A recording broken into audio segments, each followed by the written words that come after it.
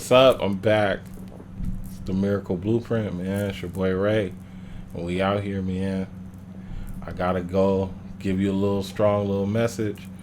It's something that I've been going through with my life personally right now. And, I hope it helps anybody who's going through something similar at this point in time. And I want you to know that your pain has a purpose. And you will find purpose in your pain. Your pain has a purpose, and you will find your purpose through your pain. I know I kind of switched it up just a little bit, but the key thing is like everything happens for a reason. And once you start realizing that you're going through something for a reason, you start to realize, and you can definitely find your purpose when you go through things. Now, I know you probably just like me. I'm normal just like anybody else. Man, you go through a lot of stuff, and sometimes it feels like it's just piling on. Whereas there's bills, whereas there's relationship issues, family deaths, family drama, coworker drama, work drama, losing jobs, car problems, losing cars, losing wealth, losing whatever. Sometimes it just piles on. But I'm just here to tell you, with God, all things is possible. And one of the things I won't want you to do is start blaming God for the problems that you're going through. Always look at the problems as things that are supposed to sharpen you. You know what I'm saying? When you think about like a knife like getting sharpened, it's not like it's like a soft process, right?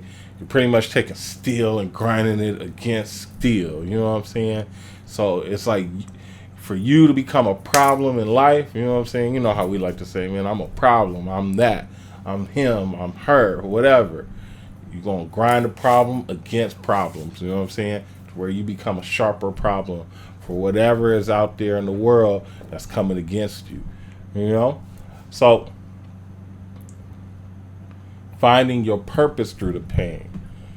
A lot of times, especially when you're going through anything, it's always like you're losing something. You don't look at the losses as something that is supposed to just hold you down. You gotta look at the losses as things that are being stripped away from you, for you can look at your outlook and have less distractions, have less that you have to deal with. A lot of times, like, man, I think about in my life, when I lose like family members. I have like 2 years where I've lost two very close family members back to back the same year. I mean, not as well, wasn't the same year, but it was a span of less than 12 months apart from each other, losing people, right? And it was like, man, it sucks that these people aren't here. But now it's like, I wish they was here. But a lot of times, I'm not having to deal with some of the issues that come with them. You know what I'm saying? I hate like saying it like that. But it's a situation where it's causing me to focus more. It's causing me to be less distracted and really move to the purpose that I'm going towards. Now, this is the Miracle Blueprint, right? And pretty much, I have a program. If you are going through something in life, or if you just feel like you're just walking through life with no purpose, you're just going through aimlessly, just doing the same 9 to 5, 24-hour setup that you have each and every day in your life, go to the miracle.life, my website, and check out the Miracle Blueprint. 40 days, you'll build a foundation for a change in your life. Now, why I do this whole series is because I'm trying to prove that the Bible is the best book for everything, life and business wise, right? So, right now, with this whole series, we're going chapter by chapter, verse by verse through the Bible. And we're talking about somebody who found their purpose through pain. And it's Joseph. So, Joseph in the Bible, he used to have these visions. You know what I'm saying? It's almost like he could see into the future, right? And pretty much he told his brothers when he was younger, one day you're going to bow before me. You know what I'm saying? He didn't say it like that, but pretty much he interpreted a dream that he had to where it insinuated that his brothers was going to bow before him one day, right? His older brothers didn't like that. And they sold him into slavery and lied to their dad and said he was killed by a wild animal. Crazy, right? His own brothers sold him into slavery, right? Well, guess what? He goes from being sold into slavery and he goes into the land of Egypt, right? And it wasn't too easy being in Egypt, right? It kept piling up on him. He ends up getting a little, he's in slavery, right? So he's slave to a authority figure in Egypt, right? Next thing you know, bam. You know what I'm saying? Something happens between Joseph and the wife of that authority figure, and they throw him in the jail. And hey, if you want to know more about the story, hey, check out some more of my content, man. Check out more, man. I got a whole library. Because remember, I'm going chapter by chapter, verse by verse. I ain't going to give you just scripture. Just try to inspire you, man. I got to give you the whole story. So, Joseph, boom, gets thrown into jail. And during the whole time, he's interpreting dreams for people, right? You know what I'm saying? That's his purpose. That's his superpower. That's what he does. But he did it regardless of what he was going through. He's in jail interpreting dreams. And he just so happened to interpret a dream for somebody where he got out and he told the Pharaoh of Egypt that, hey, this is a guy down in jail that'll be interpreting dreams.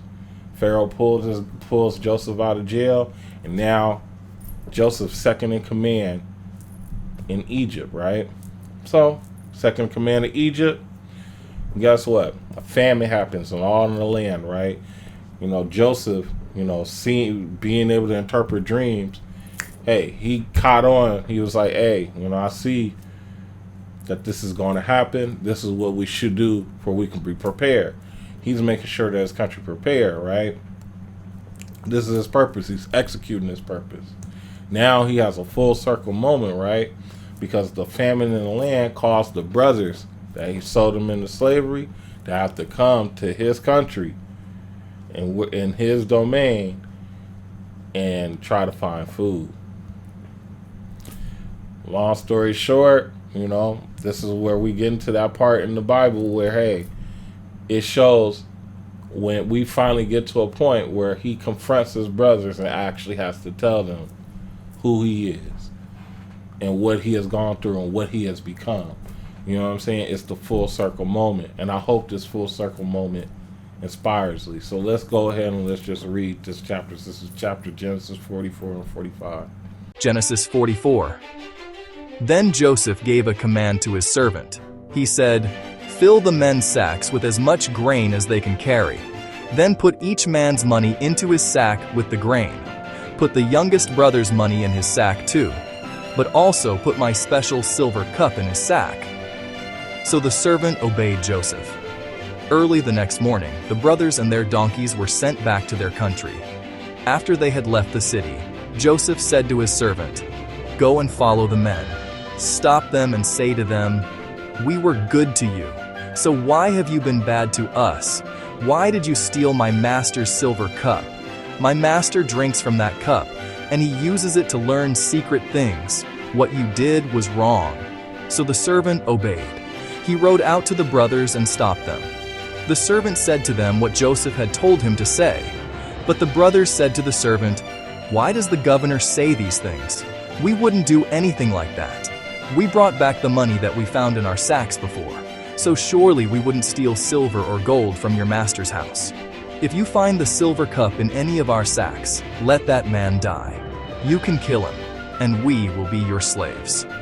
The servant said, "I agree, except that only the man who is found to have the cup will be my slave. The others will be free." Then every brother quickly opened his sack on the ground. The servant started looking in the sacks. He started with the oldest brother and ended with the youngest. He found the cup in Benjamin's sack. The brothers were very sad.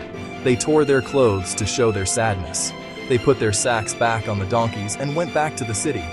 When Judah and his brothers went back to Joseph's house, Joseph was still there.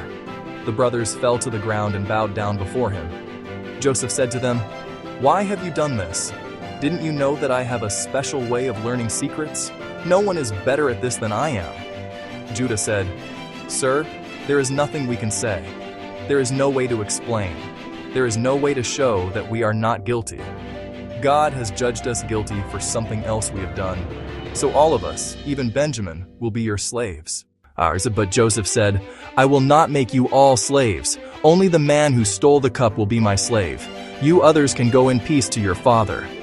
Then Judah went to Joseph and said, "Sir, please let me speak plainly with you. Please don't be angry with me. I know that you are like Pharaoh himself. When we were here before, you asked us, 'Do you have a father or a brother?' And we answered you, 'We have a father. He is an old man. And we have a younger brother. Our father loves him because he was born while our father was old. This youngest son's brother is dead, so he is the only son who is left from that mother. Our father loves him very much.' Then you said to us, 'Bring that brother to me. I want to see him.' And we said to you, 'That young boy cannot come. He cannot leave his father. If his father loses him, his father will be so sad that he will die.' But you said to us, 'You must bring your youngest brother, or I will not sell you grain again.' So we went back to our father and told him what you said. Later, our father said, 'Go back and buy us some more food.' We said to our father, 'We cannot go without our youngest brother.' The governor said he will not sell us grain again until he sees our youngest brother. Then my father said to us, 'You know that my wife Rachel gave me 2 sons. I let one son go away, and he was killed by a wild animal. And I haven't seen him since.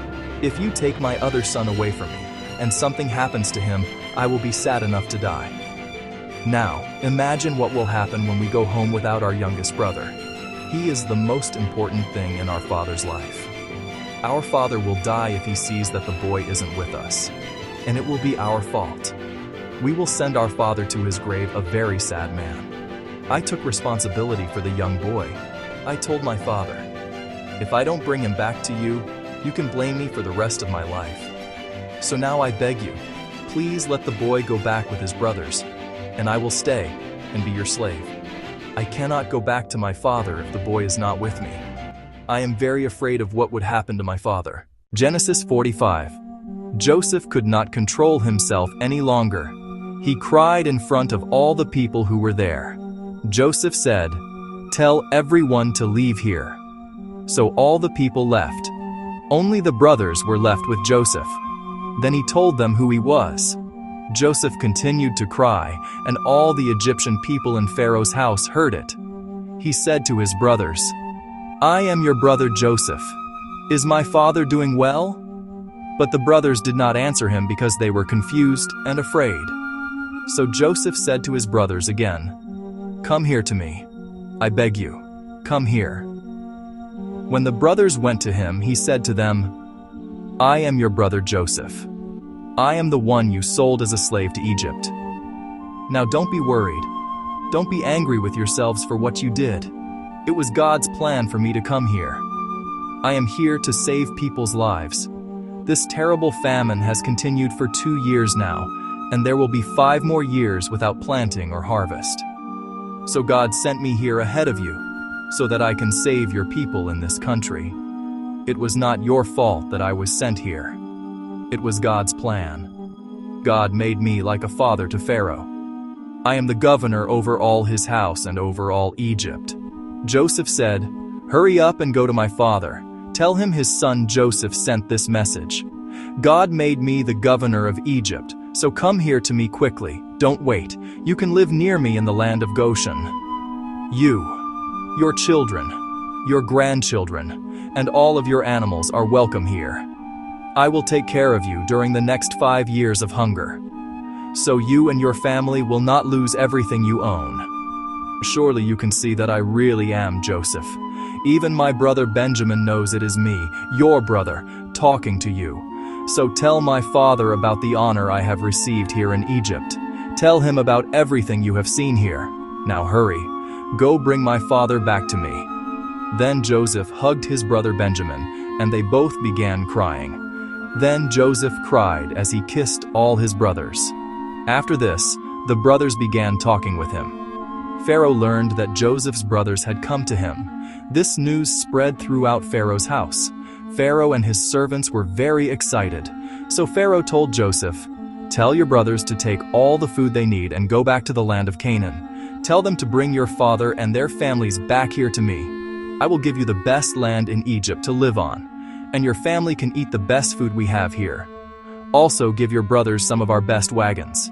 Tell them to go to Canaan and bring your father and all the women and children back in the wagons. Don't worry about bringing all of their belongings. We can give them the best of Egypt." So the sons of Israel did this.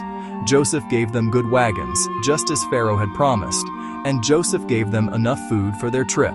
He gave each brother a suit of beautiful clothes. But to Benjamin, he gave 5 suits of beautiful clothes and 300 pieces of silver. Joseph also sent gifts to his father. He sent 10 donkeys with bags full of many good things from Egypt. And he sent 10 female donkeys loaded with grain, bread, and other food for his father on his trip back. Then Joseph told his brothers to go.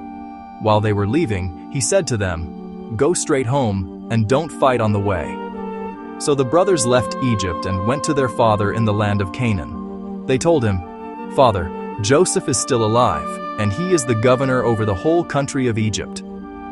Their father did not know what to think. At first, he didn't believe them. But then they told him everything Joseph had said. Then their father saw the wagons that Joseph had sent to bring him back to Egypt, and he became excited and very happy.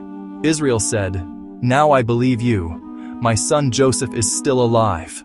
I am going to see him before I die." Genesis 44 and 45. All right, so touching story. I kind of get tears, you know what I'm saying, when I read this story, you know what I'm saying? And it hits so hard because I'm a type of person who's like this. I've been doing things, several things as far as business is concerned when I'm at my lowest point. You know what I'm saying? Only to keep going to where I know eventually I'm going to keep doing these things to where I'm going to run into the people that's going to put me in the right position. You know what I'm saying? And it's the whole thought process of what I'm talking about. You will find your purpose through your pain. The key, in order for you to find your purpose through the pain that you're suffering, you have to not complain about your circumstances. Let me reiterate that. In order for you to find your purpose through whatever you're going through, you have to not complain about the circumstances that you're going through. You have to start looking at any bad circumstances that you may be going through.